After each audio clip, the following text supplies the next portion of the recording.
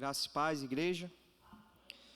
Vamos abrir a palavra do Senhor em Daniel 9. Dando continuidade à nossa exposição desse livro.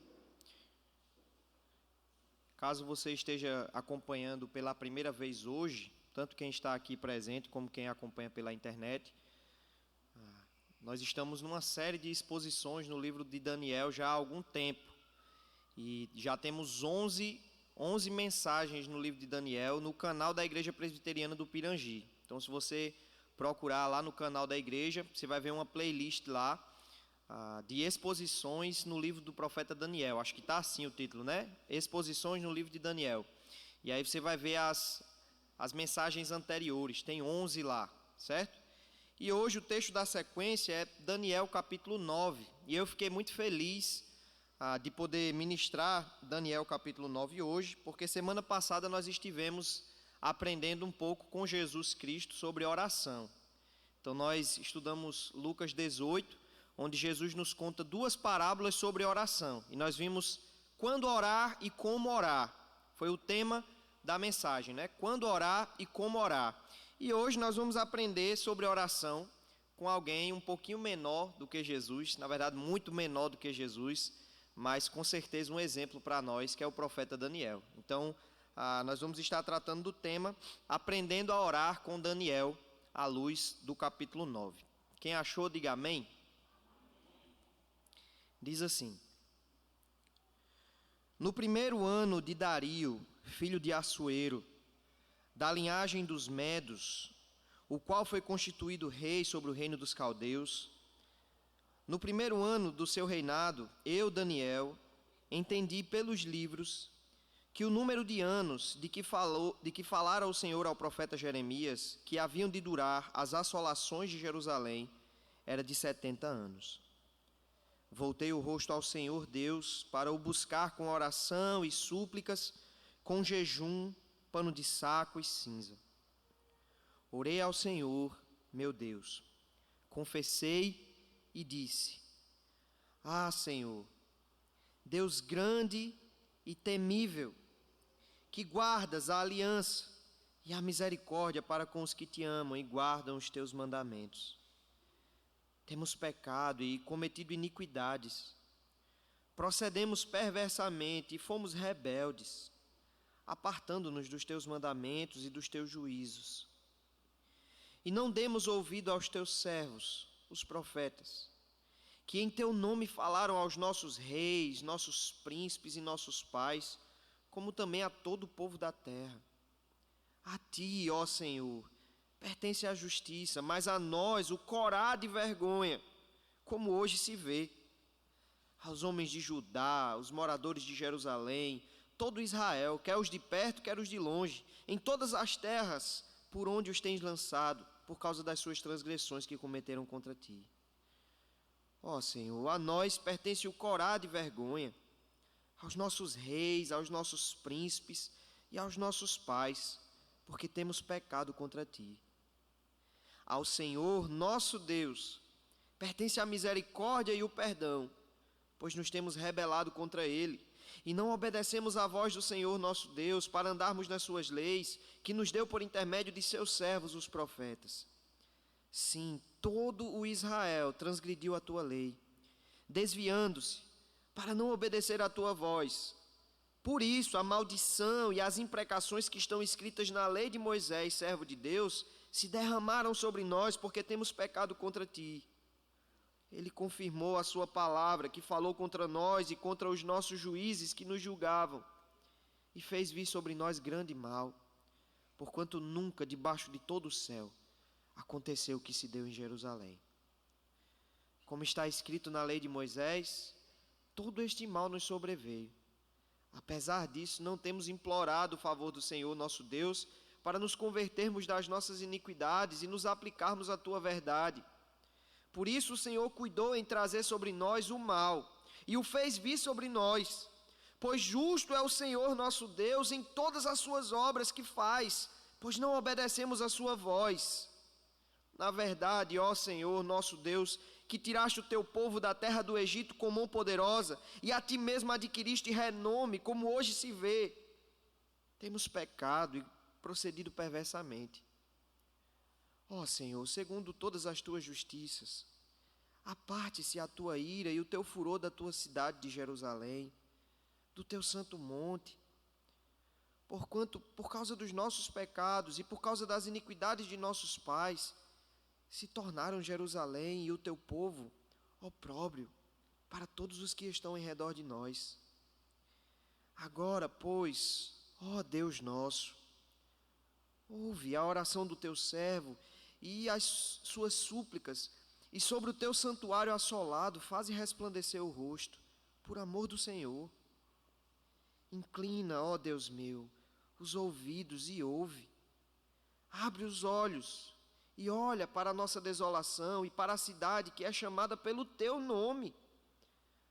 Porque não lançamos as nossas súplicas perante a tua face, fiados em nossas justiças, mas em tuas muitas misericórdias. Ó Senhor, ouve. Ó Senhor, perdoa. Ó Senhor, atende-nos e age. Não te retardes, por amor de ti mesmo. Ó Deus meu, porque a tua cidade e o teu povo são chamados pelo teu nome. Falava eu ainda e orava, e confessava o meu pecado e o pecado do meu povo de Israel. E lançava a minha súplica perante a face do Senhor, meu Deus, pelo monte santo do meu Deus. Falava ainda na oração, quando o homem Gabriel, que eu tinha observado na minha visão ao princípio, veio rapidamente voando e me tocou à hora do sacrifício da tarde. Ele queria instruir-me. Falou comigo e disse: Daniel, agora saí para fazer-te entender o sentido. No princípio das tuas súplicas saiu a ordem, e eu vim para te declarar, porque és muito amado. Considera, pois, a coisa e entende a visão. 70 semanas estão determinadas sobre o teu povo e sobre a tua santa cidade, para fazer cessar a transgressão, para dar fim aos pecados, para expiar a iniquidade, para trazer a justiça eterna, para selar a visão e a profecia, e para ungir o Santo dos Santos. Sabe e entende, desde a saída da ordem para restaurar e para edificar Jerusalém, até a ungido, ao príncipe, 7 semanas e 62 semanas. As praças e as circunvalações se reedificarão, mas em tempos angustiosos. Depois das 62 semanas, será morto o ungido, e já não estará. E o povo de um príncipe que há de vir destruirá a cidade e o santuário, e o seu fim será num dilúvio, e até ao fim haverá guerra, desolações são determinadas. Ele fará firme aliança com muitos por 1 semana. Na metade da semana fará cessar o sacrifício e a oferta de manjares. Sobre a asa das abominações virá o assolador, até que a destruição que está determinada se derrame sobre ele. Oremos. Ó Deus, sê propício a nós, pecadores. Por favor, fale aos nossos corações, de maneira que esse momento não seja um momento qualquer, mas que verdadeiramente a tua presença no nosso meio possa ser percebida. Nos faz estar atentos à tua voz e a receber a tua palavra, não como palavra de homens, mas como verdadeiramente é, palavra de Deus. Em nome de Cristo. Amém. Irmãos, Daniel, no capítulo 9, faz uma grande oração e uma bela oração.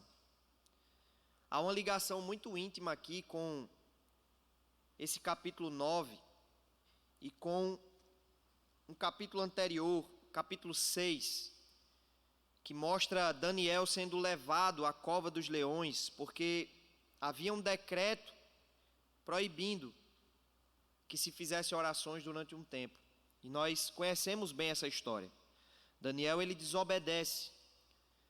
3 vezes ao dia, Daniel se dirigia a Jerusalém e orava. Ele orava ao seu Deus.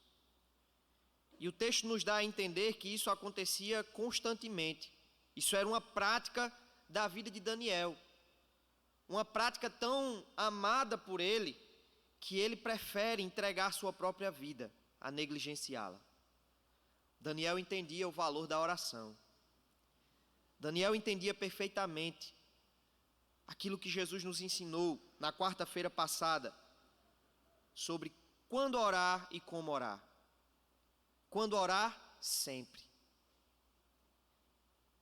E Jesus diz assim: acaso ele não fará justiça aos seus eleitos que a ele clamam dia e noite? Embora pareça demorado em respondê-los. Meus irmãos, nós estamos aqui no período de Dario. 70 anos de cativeiro já se passaram. O Daniel que está aqui diante de nós não é mais aquele jovem cheio de energia, de vigor. Não é mais aquele jovem bonito, atraente, que tendo se alimentado de legumes e água, se tornou mais robusto do que todos aqueles jovens da Babilônia que comiam das finas iguarias do rei. Não, aqui já é um Daniel velho. 70 anos depois. E meus irmãos, o que é extraordinário é que 70 anos depois do cativeiro, nós ainda vemos Daniel orando, crendo na libertação do seu povo. 70 anos depois de passar por todo um processo na Babilônia, em que Daniel enfrentou tribulações, perseguição, mas também em que Daniel gozou de muitas coisas boas, porque ele era um político, ele era um homem honrado, ele era um homem que gozava de uma alta posição na Babilônia. Facilmente ele poderia esquecer do seu povo. Mas Daniel, estando ali, como um líder na Babilônia, agora no Império Medo-Persa, Daniel ainda lembra da sua identidade. Um membro do corpo de Deus, do povo de Deus. E ele não cessa as suas orações, ele não muda o conteúdo das suas orações. Daniel volta lá para o capítulo 1, lembra do porquê que o povo estava na Babilônia. E ele ora sobre isso. 70 anos orando, pedindo ao Senhor a mesma coisa. Daniel entendeu quando Jesus disse assim: embora pareça demorado, digo-vos que depressa lhes fará justiça. Muitas vezes nós colocamos as nossas orações diante de Deus e esperamos respostas imediatas. E quantas vezes nós desistimos de orar por coisas que desejamos, que almejamos, porque o tempo parece longo demais. Não. Daniel, 70 anos, clamando a Deus pela libertação do seu povo. Eu gostaria de dividir essa oração aqui em 4 princípios que eu queria que você decorasse comigo. 4 coisas que estão aqui na oração de Daniel e que deveriam estar presentes em toda e qualquer oração. A primeira coisa é adoração. A segunda coisa, confissão. A terceira, reconhecimento. E a quarta, clamor. Vocês conseguem decorar comigo? Primeira, adoração. Segunda, confissão. Terceiro, reconhecimento. E quarto, clamor. Vamos fazer esse exercício juntos? Vamos falar todos juntos? Primeira, adoração. Segundo, confissão. Terceiro, reconhecimento. E quarto, clamor. Mais uma vez. Primeiro, segundo, terceiro e quarto, clamor. Adoração, porque Daniel inicia a sua oração não apresentando logo suas queixas diante de Deus, mas ele inicia a sua oração engrandecendo a Deus, exaltando, destacando a pessoa a quem ele se dirigia. Confissão, porque o tempo inteiro Daniel vai estar colocando diante de Deus a sua debilidade, os seus pecados. E ele não confessa o pecado do povo somente, mas esse homem que é tão admirado por nós, que é tratado por nós como um herói da fé, o que ele realmente é? Esse homem se apresenta diante de Deus como um pecador extremamente humilhado, como alguém que diante de Deus não tem outra coisa a fazer senão corar de vergonha. Reconhecimento, porque Daniel, juntamente com o povo, está passando por uma situação difícil e ele tinha motivos para reclamar diante de Deus, mas ele simplesmente reconhece que estavam passando por aquilo porque mereciam. E em vez de reclamar, ele diz assim: Senhor, nós estamos passando por tudo isso por causa dos nossos pecados, porque merecemos, não temos motivo para reclamar. E por fim clamou, porque Daniel termina a sua oração dizendo: ó Senhor, em face de tudo isso, restaura a nossa sorte, tem misericórdia do teu povo, se volta para o teu povo. Então são 4 princípios que nós vamos estar extraindo aqui dessa oração, que se aplicam a todas as nossas orações. Olhe só para os primeiros versículos. No primeiro ano de Dario, filho de Assuero, da linhagem dos Medos, o qual foi constituído rei sobre o reino dos caldeus.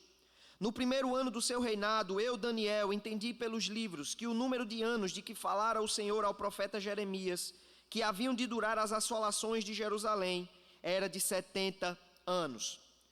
E nós temos algumas informações importantes.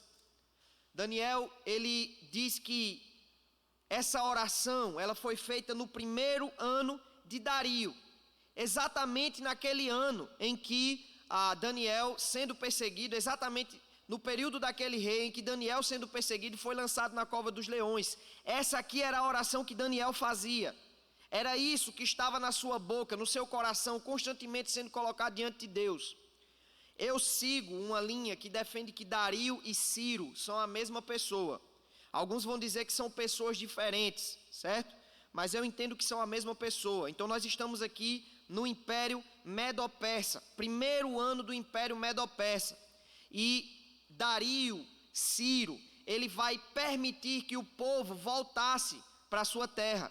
É nesse ano em que o cativeiro babilônico se encerra.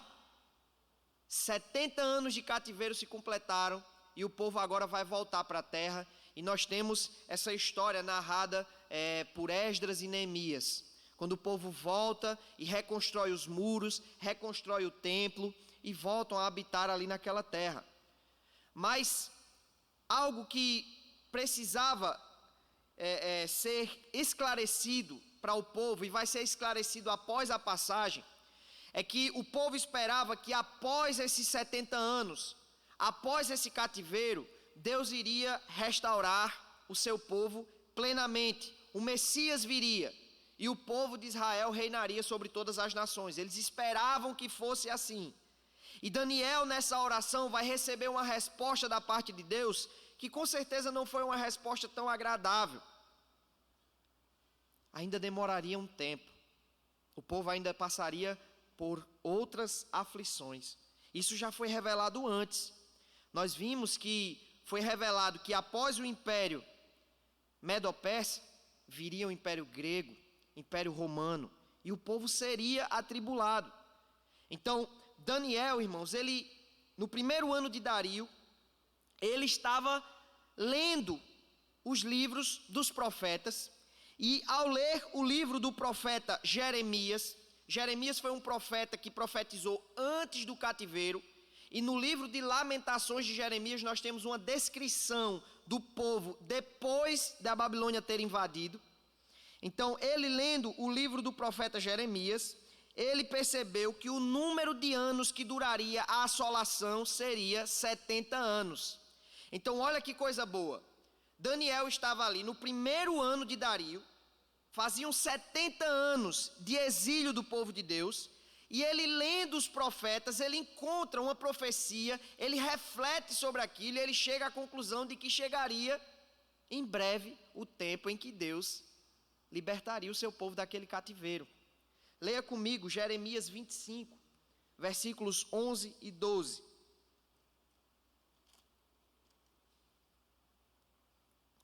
Jeremias capítulo 25, versículos 11 e 12. Dizem assim: toda esta terra virá a ser um deserto e um espanto. Estas nações servirão ao rei da Babilônia 70 anos.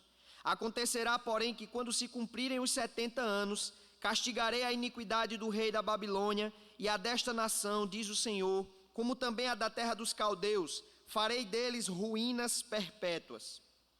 Então veja que Jeremias muito antes, ele diz que Deus colocaria aquelas nações debaixo da Babilônia por 70 anos.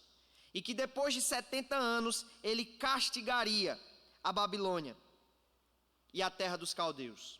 Olhe para Jeremias 29, versículo 10. Jeremias 29, versículo 10.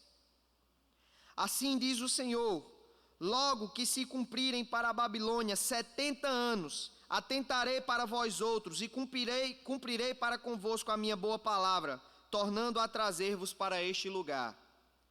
Então Daniel, lendo o livro do profeta Jeremias, e entendendo que todas aquelas assolações, todo aquele sofrimento já havia sido profetizado, ele percebeu que a libertação do povo daquele lugar, do seu cativeiro, também foi profetizada por Jeremias. Meus irmãos, isso é muito interessante, porque é a Bíblia citando a Bíblia. É um profeta citando outro profeta. E isso é lindo demais, porque Daniel era um homem que tinha visões da parte de Deus, um homem que interpretava sonhos, um homem amigo de Deus, um homem que o anjo vai dizer assim: Daniel, você é muito amado, você não tem noção. Daniel era muito amado no céu. Isso foi dito só de Jesus, né? Esse é o meu filho amado. Mas Daniel, você é muito amado. O anjo disse isso para ele. Mas Daniel lia os profetas. Ele meditava nas escrituras, que ainda estavam num processo de composição. A revelação ainda não tinha atingido o seu ápice na pessoa de Cristo. Mas esse homem que tinha visões extraordinárias da parte de Deus, era um assíduo leitor das escrituras. E nós vamos ver pelo conteúdo da oração, que a oração de Daniel é uma oração encharcada de Bíblia. Olha só que coisa interessante, que princípio precioso nós podemos tirar aqui para a nossa vida. Meus irmãos, só há uma maneira de orar corretamente, é orar de acordo com a palavra de Deus. Dr. Martin Lloyd Jones, quando ele escreveu um livro chamado Depressão Espiritual. Na verdade, ele não escreveu esse livro, são palestras, né? E nesse livro, Depressão Espiritual, ele trata de algumas pessoas que não conseguiam ter certeza da sua salvação, porque cometiam alguns pecados de estimação. Então ele diz que chegava a pessoa diante dele e a pessoa dizia assim: pastor, eu não sou salvo porque eu cometi esse pecado e eu não consigo vencer esse pecado. E aí ele dizia: mas você crê em Cristo como seu único e suficiente Salvador? Você crê que você é justificado unicamente pela fé em Cristo? E a pessoa dizia: tudo que eu tenho é Cristo, mas eu não sou salvo. Aí ele disse assim: sabe qual é o seu problema? É que você está orando demais. E você está orando, falando coisas diante de Deus que são besteira. Porque não faz sentido você dizer que crê em Cristo e não tem certeza da sua salvação. Você precisa estudar mais. Você precisa conhecer mais o Evangelho. Pare de orar e vá às Escrituras. Aí quando as Escrituras encherem o seu coração daquilo que é correto, aí você ora. Eu achei muito interessante quando eu ouvi isso. Ele disse: existem pessoas que não estão precisando de oração. Estão precisando antes de compreensão, para que possam orar com a compreensão correta. Para que possam colocar diante de Deus palavras que estejam de acordo com a vontade de Deus. Então Daniel, ele enche a sua oração da Escritura. E veja, irmãos, que se Daniel não tivesse lido o profeta Jeremias, ele não teria o conhecimento de que a libertação do povo se aproximava. Uma boa notícia, uma ótima notícia. Talvez essa leitura fizesse com que Daniel tivesse mais ímpeto de dizer assim: não, eu vou continuar orando, mesmo que tentem me matar, eu vou continuar orando, porque eu sei que o meu Deus já prometeu que o seu povo será liberto. Ele tinha esperança, mas ele só tinha essa esperança porque ele conhecia as Escrituras. Meus irmãos, quanto tempo você gasta do seu dia procurando conhecer mais das Escrituras, para que quando você for colocar o seu coração diante de Deus em oração, não seja simplesmente a sua opinião, mas para que você ore fundamentado nas promessas de Deus para você, para que você ore com as intenções corretas, com os pressupostos corretos. Daniel ora após ter lido a Escritura, após ter sido impactado por ela. Ele diz que voltou o rosto ao Senhor Deus para o buscar com oração e súplicas, com jejum, pano de saco e cinza. Parece ser incoerente, porque se ele acaba de ler que as assolações durariam 70 anos, e que após os 70 anos Deus levaria o povo de volta para a terra, qual seria a reação mais esperada? Agora eu não preciso orar mais. Já chegou 70 anos, o povo já vai ser liberto, não preciso orar mais.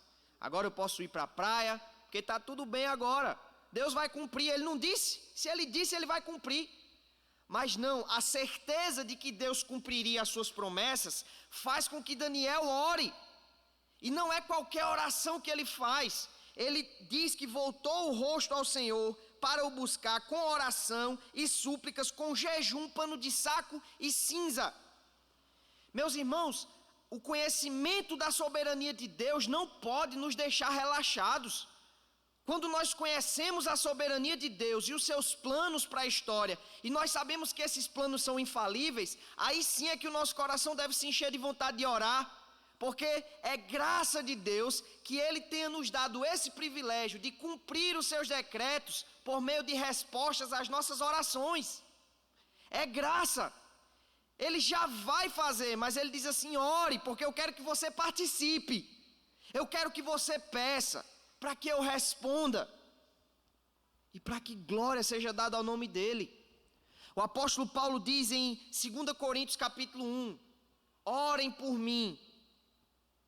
Orem comigo, porque uma oração de muitas pessoas sendo respondida, ela gerará gratidão de muitas pessoas. Olha o argumento do apóstolo Paulo. Irmãos, eu estou orando, mas eu quero que vocês orem também por mim, para que a resposta de Deus que vem à oração de muitas pessoas redunde em glória, pela gratidão de muitas pessoas. Não é que Deus vai fazer por causa da nossa oração. Ele vai fazer. Mas ainda assim nós precisamos nos derramar diante dEle. Se Ele nos deu a certeza de que cumpre as suas promessas, nós precisamos receber essa honra, esse privilégio que Ele nos concede de coração aberto, de poder orar, de fazer parte, de pedir, de clamar. Um exemplo é Atos dos Apóstolos. Abra comigo em Atos dos Apóstolos.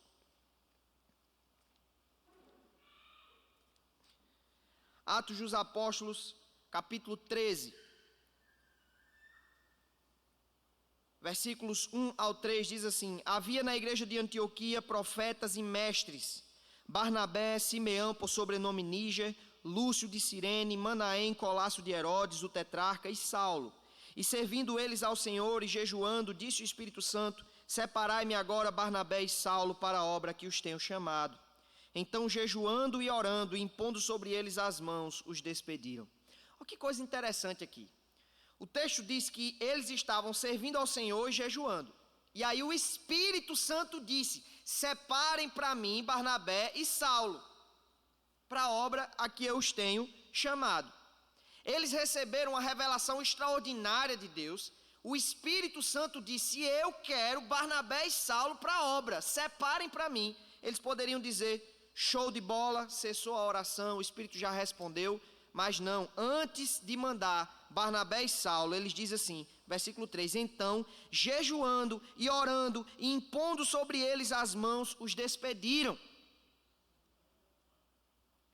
Mesmo tendo recebido uma revelação extraordinária do Espírito Santo de Deus, de que o Espírito queria aqueles homens, eles ainda dizem: espera aí, A gente já sabe que é o Espírito quem quer que vocês vá pregar. Mas venham aqui, vamos orar mais, vamos jejuar mais. O conhecimento da soberania de Deus deve nos colocar de joelhos no chão e não nos deixar de braços cruzados. Mas o que é interessante é que os nossos irmãos arminianos, com os quais nós brigamos tanto, defendendo a soberania de Deus, oram muito mais do que nós. Clamam ao Senhor muito mais do que nós.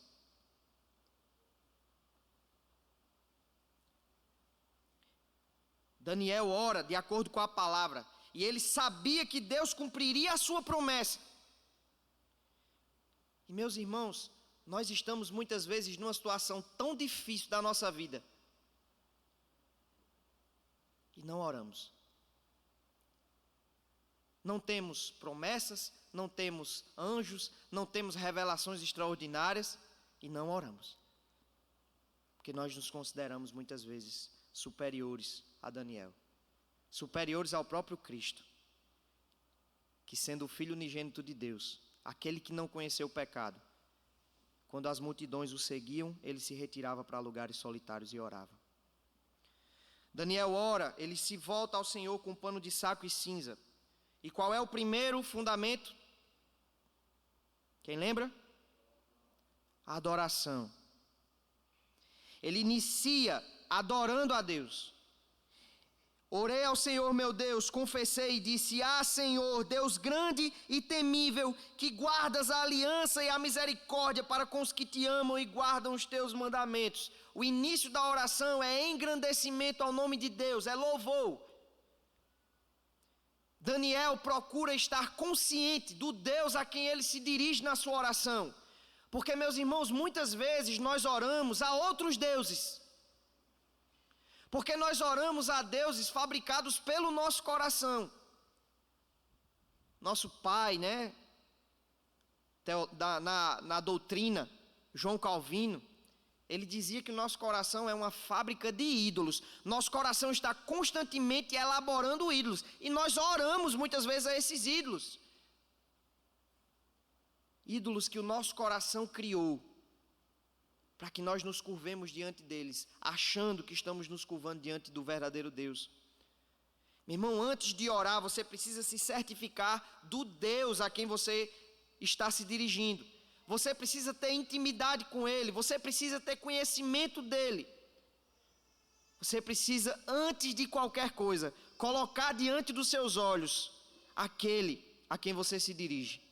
Como é que Jesus nos ensinou a iniciar o Pai Nosso? Pai Nosso que estás nos céus, o pão nosso de cada dia dá-nos hoje. É assim que começa? Pai Nosso que estás no céu, perdoai as nossas ofensas. Não, é Pai Nosso que estás no céu, santificado seja o teu nome, venha o teu reino, faça-se a tua vontade assim na terra como no céu. Aí só depois, o pão nosso de cada dia dá-nos hoje.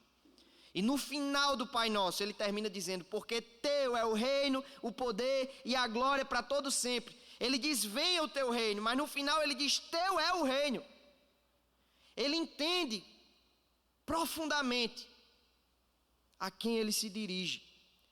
Daniel fala de Deus aqui e ele usa a Escritura, mais uma vez a Escritura, porque quando ele chama Deus de Deus grande e temível, esses são dois atributos que são constantemente repetidos na Escritura. Se você ler Deuteronômio 7, 21, você vai ver que é assim que Deus se descreve, um Deus grande e temível. O Salmo 96 que nós cantamos aqui constantemente: porque grande é o Senhor e muito digno de ser louvado, temível mais que todos os deuses. São dois atributos que são constantemente dados à pessoa de Deus nas Escrituras. Ele não está extraindo palavras do seu próprio coração, mas ele está tão encharcado das Escrituras que ele fala com um Deus a quem ele conhece. E não um Deus a quem ele conhece de ouvir falar, mas um Deus a quem ele conhece intimamente, de aprender dele, na lei, nos profetas. É triste quando você diz assim a um irmão numa reunião de oração: irmão, faça uma oração aqui de exaltação ao nome de Deus. E o irmão não sabe o que dizer. Ele não tem palavras, ele não tem adjetivos. Porque não medita nas Escrituras, não procura conhecer os atributos de Deus. Não sabe quem é o Deus a quem se dirige. É um Deus que aprendeu da religião. e não das Escrituras. A palavra do Senhor nos dá atributos de Deus, palavras que precisam estar arraigadas no nosso coração, para que quando a gente vá orar, nós tenhamos consciência de que o nosso Deus é um Deus grande e temível, porque a Escritura assim o revela. Ele é o Deus de Abraão, de Isaac, de Jacó. Quando eu olho para a igreja orando no Novo Testamento, eu vejo as orações da igreja encharcada de salmos. Quando a igreja está sendo perseguida, em Atos capítulo 4, Pedro e João, diante do Sinédrio, foram ameaçados. Não fale a ninguém no nome desse homem. Eles chegam para a igreja e dizem: irmãos, nós estamos sendo perseguidos. E a igreja faz uma oração, e sabe como é que inicia a oração? Eles oram simplesmente o Salmo de número 2.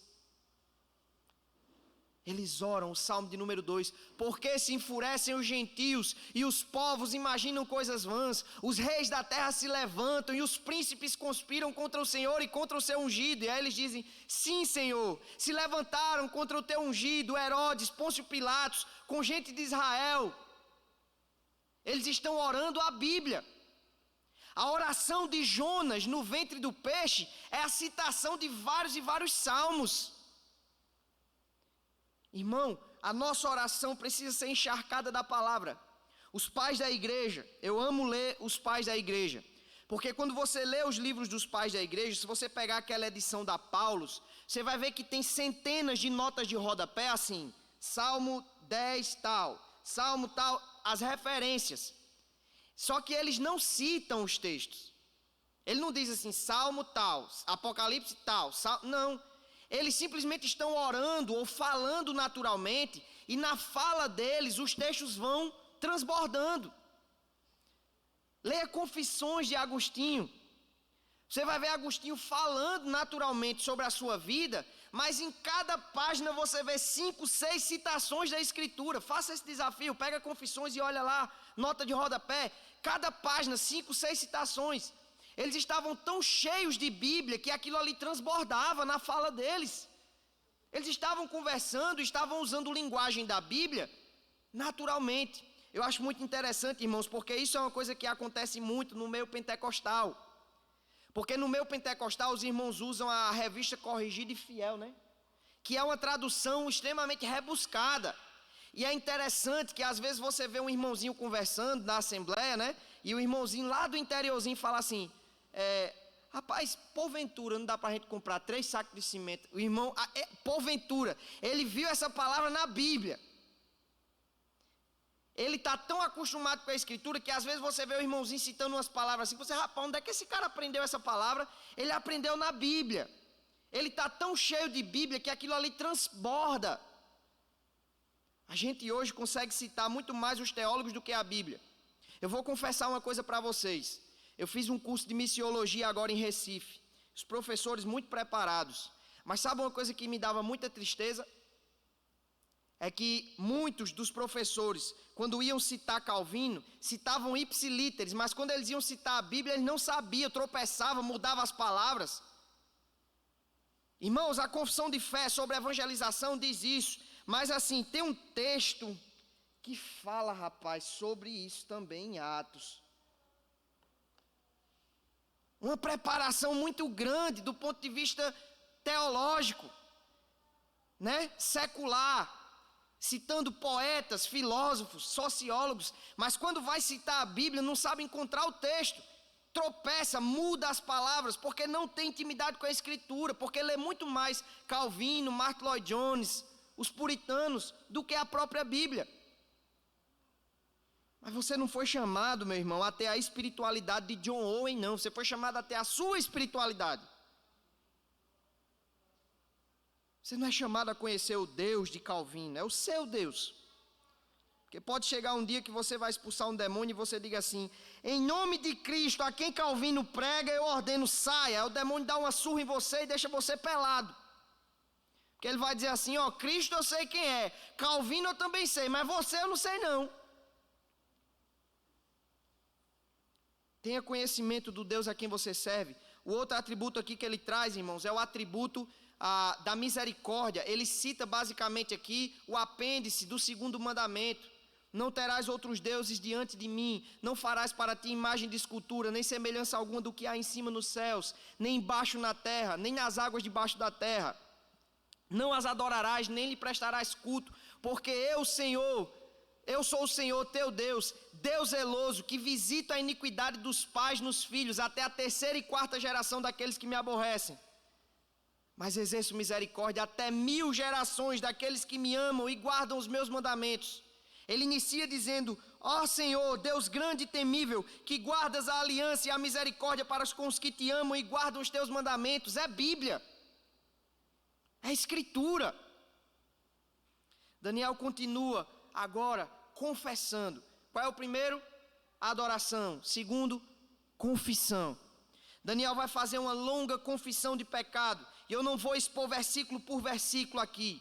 Mas olha só. Temos pecado e cometido iniquidades, procedemos perversamente, fomos rebeldes, apartando-nos dos teus mandamentos e dos teus juízos. Não demos ouvidos aos teus servos, os profetas, que em teu nome falaram aos nossos reis, nossos príncipes e nossos pais, como também a todo o povo da terra. A ti, ó Senhor, pertence a justiça, mas a nós o corá de vergonha, como hoje se vê aos homens de Judá, aos moradores de Jerusalém, todo Israel, quer os de perto, quer os de longe, em todas as terras por onde os tem lançado, por causa das suas transgressões que cometeram contra ti. Ó Senhor, a nós pertence o corá de vergonha, aos nossos reis, aos nossos príncipes e aos nossos pais, porque temos pecado contra ti.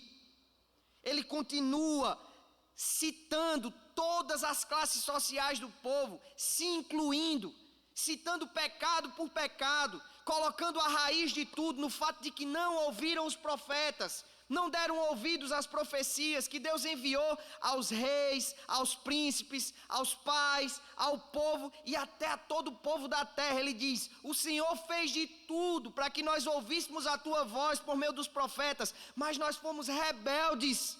Eu reconheço, Senhor. A nós, diante do Senhor, pertence o corá de vergonha. Corá de vergonha. Meu irmão, se Daniel se considera alguém digno de corá de vergonha diante de Deus, imagine um miserável como eu. Imagine você, que tantas vezes é cheio de razão, possui olhos altivos, um coração soberbo, orgulhoso, que muitas vezes coloca Deus no canto da parede e tenta exigir coisas dele, que muitas vezes deixa de adorar porque bateu com o dedinho mindinho no cantinho da cadeira, reclama: porque eu? É a oração do publicano: ó Deus, sê propício a mim, pecador. Eu não passo de um pecador.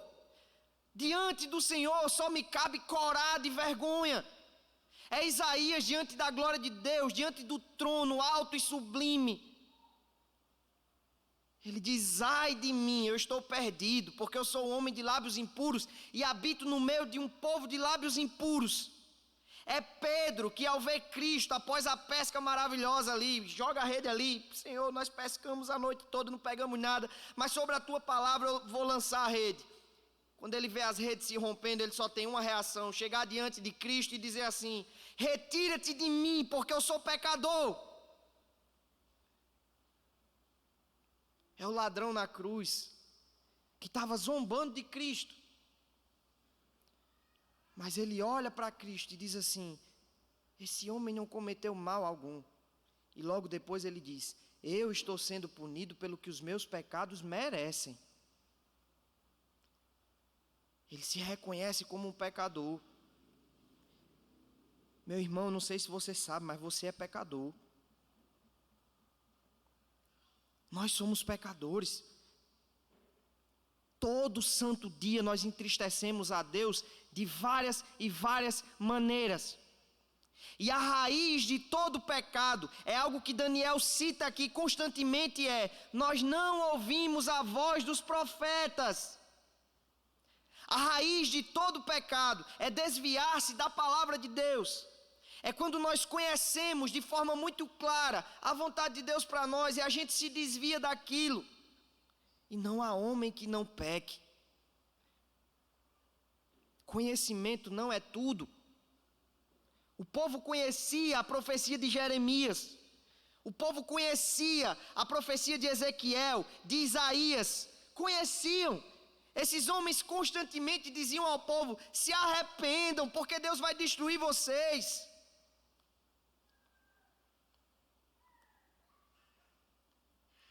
Mas eles desprezavam.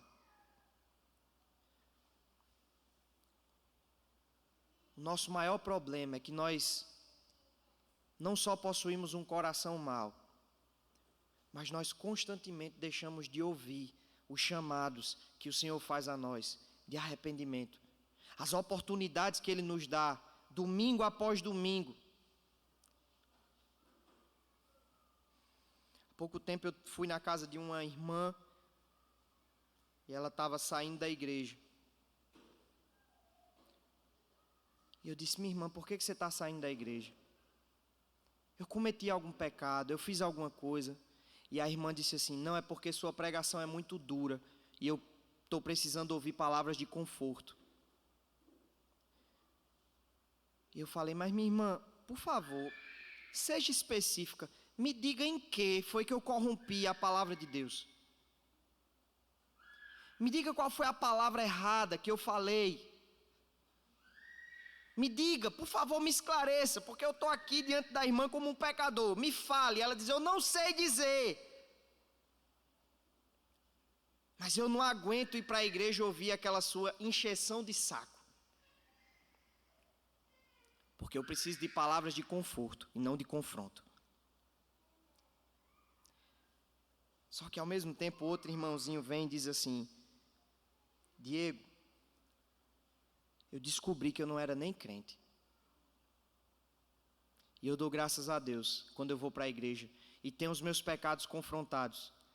Porque eu sei que o Deus que está me confrontando é um Deus que me ama. E se Ele me confronta, é porque Ele me ama. Ele está me convidando ao arrependimento. Mas quantas vezes a nossa reação é essa? Jeremias trazia uma mensagem dura. E o povo dizia: Jeremias é louco. Amarraram Jeremias num tronco e foram ouvir aos profetas que diziam: paz, paz, quando não havia paz. Enquanto eles ouviam os profetas que profetizavam a paz, que faziam coceira nos ouvidos, a Babilônia se aproximava. Terceiro ponto é o reconhecimento. Daniel reconhece diante de Deus que estava passando por aquelas tribulações porque mereciam. Jeremias diz uma coisa interessante, ele diz assim: de que se queixa o homem? Aí ele responde: se queixa dos seus próprios pecados.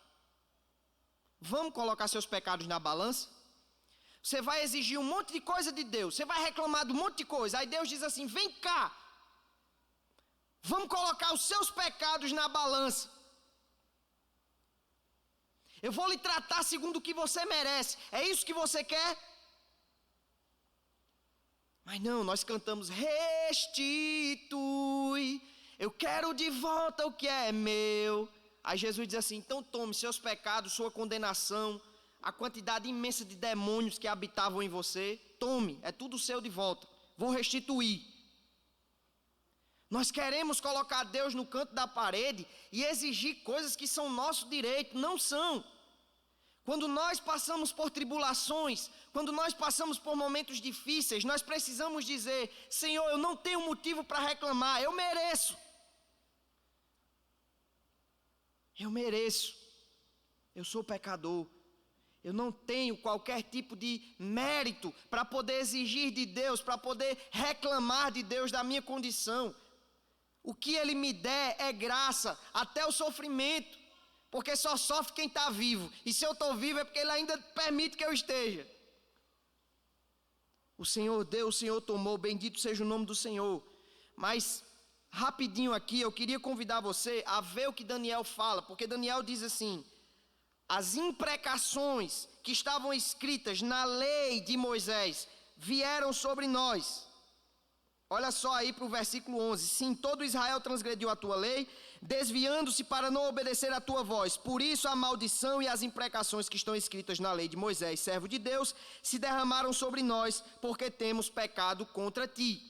Se você ler a descrição de Jeremias em Lamentações do povo de Deus, irmão, você vai chegar um momento no seu coração que você vai dizer assim: que é isso? Precisava de tudo isso. Você tem noção do que é uma mãe comer o seu próprio bebê de fome? Quando a Babilônia cercou Israel para destruir, não entrava água, ninguém entrava, ninguém saía. Chega um momento que acaba a comida, acabam os recursos. Eles pegavam cadáveres de animais e jogavam para dentro, aquilo ali espalhava doenças. Quando alguém tentava fugir, os edomitas pegavam, aqui, tentou fugir. Lembra de Obadias? Está aqui, tentou fugir esse daqui. Entregava, eles empalavam e colocavam por cima da muralha, a pessoa empalada, para que você visse ali o que acontecia com quem tentava fugir. Quando acabava a água, a comida, daqui a pouco eles começavam a roubar uns aos outros. Em pouco tempo aquele povo estava destruído, a ponto de as mães terem que esconder seus filhos, porque os homens entravam nas casas, pegavam as crianças e comiam. Aí você diz assim: Diego, isso foi Satanás, não foi? Não, foi Deus. Foi Deus. Olha o que Daniel diz aqui, no versículo 14. Por isso o Senhor cuidou em trazer sobre nós o mal, e o fez vir sobre nós. Não foi Satanás, foi o Senhor. O Senhor Deus trouxe o mal. Amém? Para nós isso parece uma coisa escandalosa, né? Mas Daniel é diferente de nós, olha o que ele diz. O Senhor cuidou em trazer sobre nós o mal e o fez vir sobre nós, pois justo é o Senhor nosso Deus em todas as suas obras que faz, pois não obedecemos a sua voz. Justo é o Senhor, Ele fez vir todo esse mal e Ele é justo, ponto. É Daniel que está no cativeiro quem está dizendo isso. Ele não bota a culpa em Satanás, ele não diz que é coisa de demônio, ele não reclama, ele diz: todo esse mal, tudo o que aconteceu de terrível veio sobre nós, e quem mandou foi o Senhor. E eu só tenho uma coisa a dizer: Ele mandou porque Ele é justo. Faça um exercício comigo e abra em Deuteronômio 28. E nós vamos deixar a outra parte do capítulo 9, que se segue à oração, para outra quarta-feira, viu? Não se preocupe que aquela segunda parte eu não vou expor hoje. Deuteronômio, capítulo 28. Deuteronômio foi escrito em que período, irmãos? Quem era o líder do povo? Quem? Moisés. Quando o Deuteronômio foi escrito, o povo já estava na terra prometida? Não. Foi antes. Deuteronômio capítulo 28 é muito bonito, porque diz assim: as bênçãos decorrentes da obediência. Aí você veja que as bênçãos decorrentes da obediência são 14 versículos. Agora faça um exercício comigo, veja aí, as bênçãos decorrentes da obediência, 14 versículos. Agora veja, os castigos da desobediência. Dá 2 páginas. Isso aqui é antes do povo entrar na terra. Deus diz assim: quando vocês forem para lá, ó o versículo 1 do 28, se atentamente ouvires a voz do Senhor teu Deus, tendo cuidado de guardar todos os seus mandamentos que hoje te ordeno, o Senhor teu Deus te exaltará sobre todas as nações, e aí vai. Mas olha só o que Deus falou a partir do versículo 15. Será, porém, que se não deres ouvidos à voz do Senhor teu Deus, não cuidando em cumprir todos os seus mandamentos e os seus estatutos que hoje te ordeno, então virão todas estas maldições sobre ti e te alcançarão. Maldito serás tu na cidade e maldito serás tu no campo.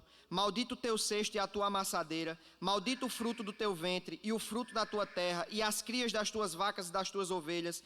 Maldito serás ao entrares e maldito ao saíres. O Senhor mandará sobre ti a maldição, a confusão e a ameaça em tudo quanto empreenderes, até que seja destruído e repentinamente pereças por causa da maldade das tuas obras com que me abandonaste.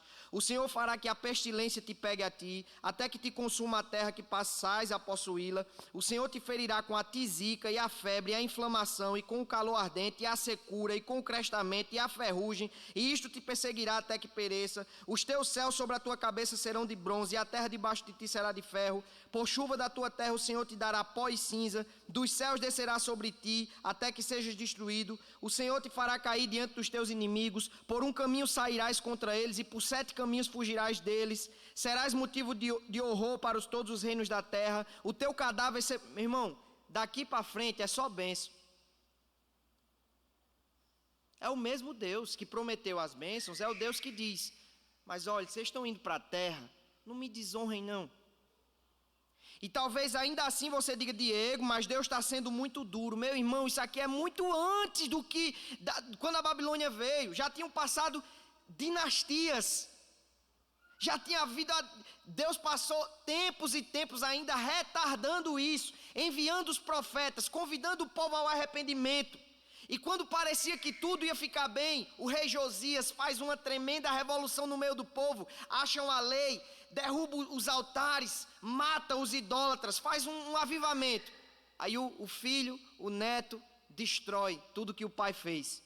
E aí Deus diz: agora eu vou mandar a Babilônia para destruir vocês de uma vez. E na Babilônia se cumpriu tudo que Deus havia predito em Deuteronômio capítulo 28. E Daniel, que está na situação, diz assim: todas as imprecações que estão escritas na lei de Moisés sobrevieram contra nós. Quando o povo dizia: Daniel, que Deus é esse que nos ama? Daniel dizia: é o mesmo Deus que é lido constantemente diante de vocês, desde Deuteronômio capítulo 28, vocês conhecem. Ele fez cair sobre nós as imprecações por nossa culpa, ele avisou antes, portanto nós não temos do que reclamar.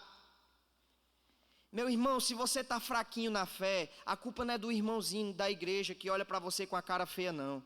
Se você não quer mais vir para a igreja, a culpa não é do seu pastor, não. Se você está cometendo qualquer tipo de pecado, não é porque o seu pastor não lhe visitou, não é porque qualquer coisa ao seu redor aconteceu, não. É porque você é um miserável e merece. E diante de Deus, pare de se justificar, pare de colocar a culpa na igreja, nos irmãos, no mundo, nas circunstâncias. A culpa é sua. Porque enquanto você está em casa reclamando da comida que você tem, porque é cuscuz, tem alguém comendo pão seco e dando glória a Deus, você não tem desculpa. Enquanto Adão se justifica no jardim do Éden, dizendo: a mulher que o Senhor me deu o pão e me deu a fruta e eu comi. Jesus num deserto diz assim: nem só de pão viverá o homem, mas de toda palavra que procede da boca de Deus. Ele provou que é possível permanecer fiel. E se nós estamos passando por tribulações por consequência do nosso pecado, a culpa é unicamente, exclusivamente nossa. E nós devemos dizer: Senhor, eu sei que eu estou nessa condição porque eu sou um miserável. Não é culpa do presbítero, do diácono, do irmão, do meu marido, do meu filho, do meu trabalho, de nada, é culpa minha. Eu mereço, eu sou pecador. Mas ele conclui a sua oração: adoração, confissão, reconhecimento e o que mais? Clamor. Olhe comigo para o versículo 18. Inclina, ó Deus, os ouvidos e ouve. Abre os olhos e olha para a nossa desolação e para a cidade que é chamada pelo teu nome, porque não lançamos as nossas súplicas perante a tua face, fiados em nossas justiças, mas em tuas muitas misericórdias. Ó Senhor, ouve, ó Senhor, perdoa, ó Senhor, atende-nos e age, não te retardes, por amor de ti mesmo, ó Deus meu, porque a tua cidade e o teu povo são chamados pelo teu nome. Ele termina a oração dizendo: Senhor, Tu és um Deus grande e temível, e eu não passo de um pecador que diante do Senhor só tem que corar de vergonha. E eu sei que nós estamos passando por tudo isso porque o Senhor fez vir esse mal sobre nós merecemos. Mas Ele lembra que Ele tem um Deus misericordioso. Ele diz: Senhor, muda a nossa sorte. Ele clama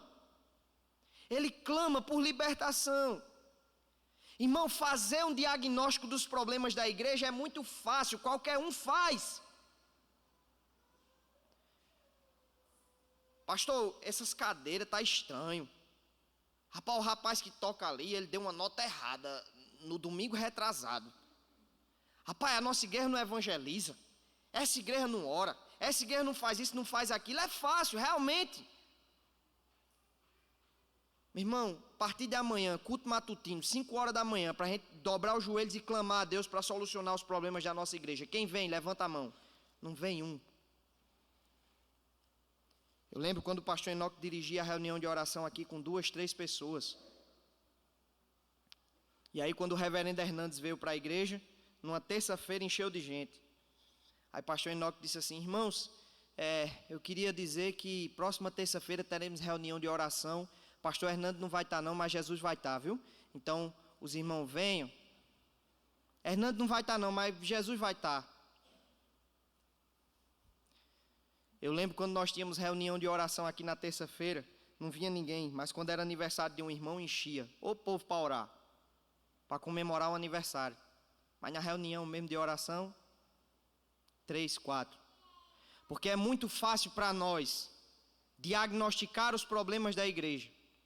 É muito fácil para nós criticarmos a tudo e a todos, entendermos, essa igreja aqui está passando por problema porque merece, pense no povinho ruim, mas é muito difícil a gente dobrar os joelhos e dizer: Senhor, tem misericórdia do meu pastor, da minha liderança, tem misericórdia dos irmãos da minha igreja, muda a nossa sorte.